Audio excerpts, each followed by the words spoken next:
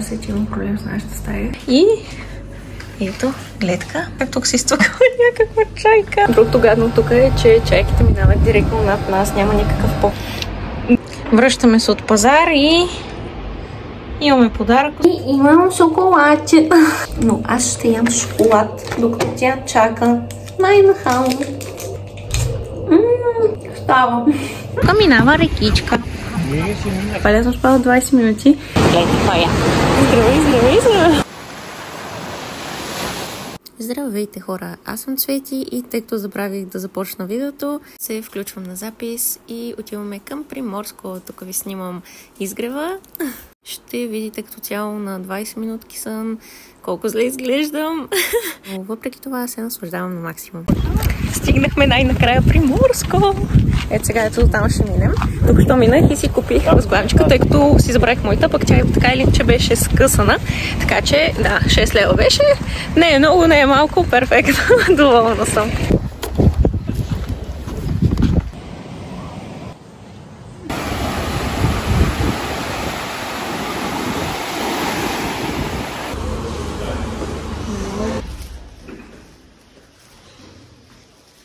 Оказва се, че имам проблем с нашата стая и временно не настанявам в съседната, където ще е с изглед в морето.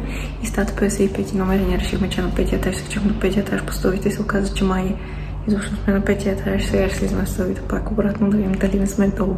Сега е 3:30, ние дойдохме към 11, стояхме на плажа до 2, след което си събрахме багажа и дойдохме насам. И сега чакахме и така. Утре ни върнат в нашата си стая, след като оправят. Окей, оказва се, че също сме на още по-горен етаж, не сме на най-долния. И ще качваме още сам.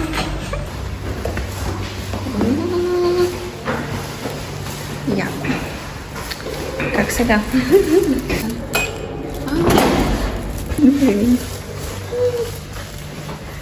Окей. Сладичко е. На 20 минути съм просто топа. И така, тук ще влизаме. Ето е вратата. Това е кухничката. Това сигурно е фризерче, хладилниче. Имаме каничка, някакви други глупости. Имаме микроволничка. Така, тук е коридора. Най-важното туалетната. И има кабина. Да, на другата стая казаха, че е прецакана нещо туалетната и няма как да ни настанят в момента в нея. И затова ни настаняват тук с гледка към морето. И чакаме да сме странична гледка. Имаме голям телевизор, едва ли някой ще го гледа. И ето гледка моренци. Оле, как тук си стукала някаква чайка. Уникално просто. Да, гледка моренци. Малка тераска. Оф, това е много гнусно тук, така. Готово. Готино е, бе. Ето целият плаж. Така. И ето го Приморско. И не е зле. Сладко е, тъпото е, че утре пак ще трябва да го минаваме. Тъпото е, че утре пак луква чайка минат точно от нас. Тъпото е, че утре ще трябва пак да си местим багажа, да слизаме надолу и... Нищо. Ти доволен ли си? Доволен съм. Като изключим, че тази грешка няма продължи цяла седмица. Другото гадно тук е, че чайките минават директно над нас. Няма никакъв покрив и нон-стоп прилитат точно срещу нас. Даже се видя силно в вратата отзаде. Ето още едно.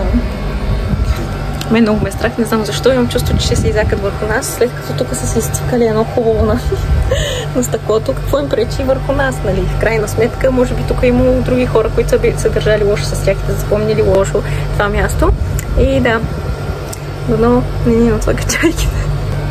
И така, сега чакам приятеля ми да пуши една цигара и после слизаме долу на басейнчето, да се попечеме, да поплуваме, да се понакефим малко, след което ще си вземем душ най-вероятно и ще поспим преди вечерта да излезем навънка малко на разходка, тъй като и двамата с приятеля ми сме на 20 минути сън и не знам как изглеждам доста зле.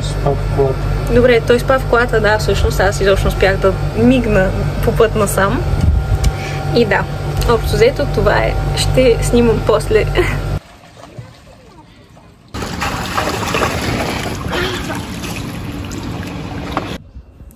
така, бяхме на басейна, върнахме се, при което трябваше да влизаме да се капем и се усетихме, че сме си забравили несесера с гела за лице, самобръсначки, четки за зъби, паста за зъби и всякакви други такива важни неща и всякакви кремове.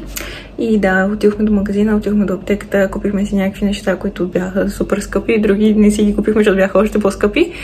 И да, след това минахме през едни сергийки и си взехме, тъй като от Lidl си взехме ето това,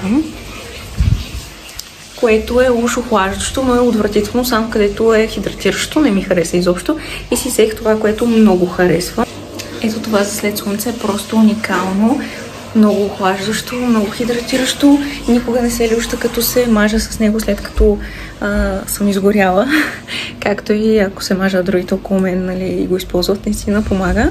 И много облегчава, ако, например, ви пари, гори и така нататък. Та да. Също така си взехме още много други неща, като четките за зъби. Купихме си четки за зъби, мокри кърпи, сухи кърпи, туалетна хартия ще си купим, тъй като та тук е много гадна. И да. Сега чакам сестрата. Връщаме се от пазар и имаме подарък оставен от гнусните гларуси чайки или каквото са там. Много противни създания. Бушва ме стресна. Да.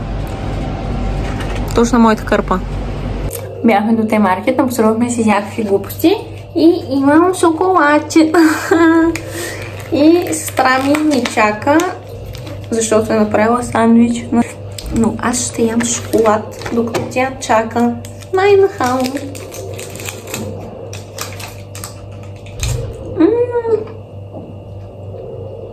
Става. Нека да видим дали има нещо. Не. Тук минава рекичка. Ще на кон, вика. Аз се поконя. Най-накрая се прибираме. Мен много ме страх от асансьора и този е много зловеж, защото се изкачва много странно. Много зелен. И е готин. Ама е страшен. Ой. Мале. И най-накрая вкъщи. Тялото ми вече отказва. Няма търпение да поспим. Ще ви покажа какво взех за мама. И за Дари подарък. Да, светни лампата, ако искаш.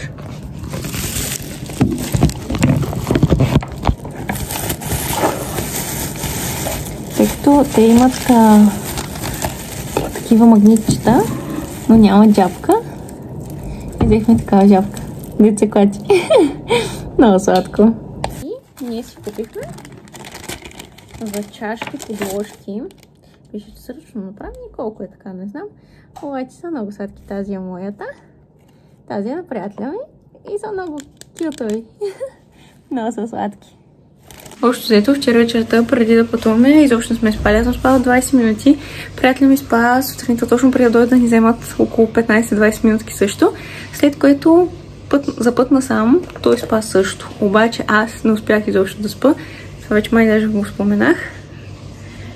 И тялото ми вече отказва. Нали знаете това усещане, където просто всичко ви претръпва едно такова, все едно имате мускулна треска. Е, толкова ми е гадно в момента. Нямам търпение да се изкъпя. За пореден път днеска, за трети път се къпя. И да си лягам, да си спинкам на хубавото легалце с новите чаршафчета.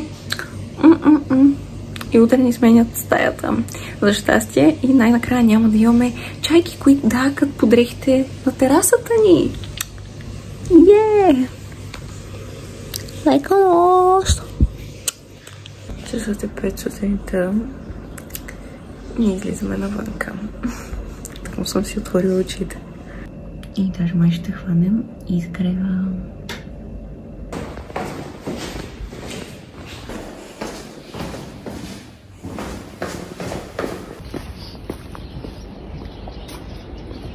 Много ми се спи. Сега имам около 5 минутки до плажа и ще снимам направо там.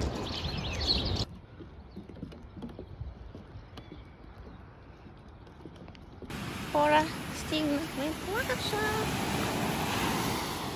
Скоро готино.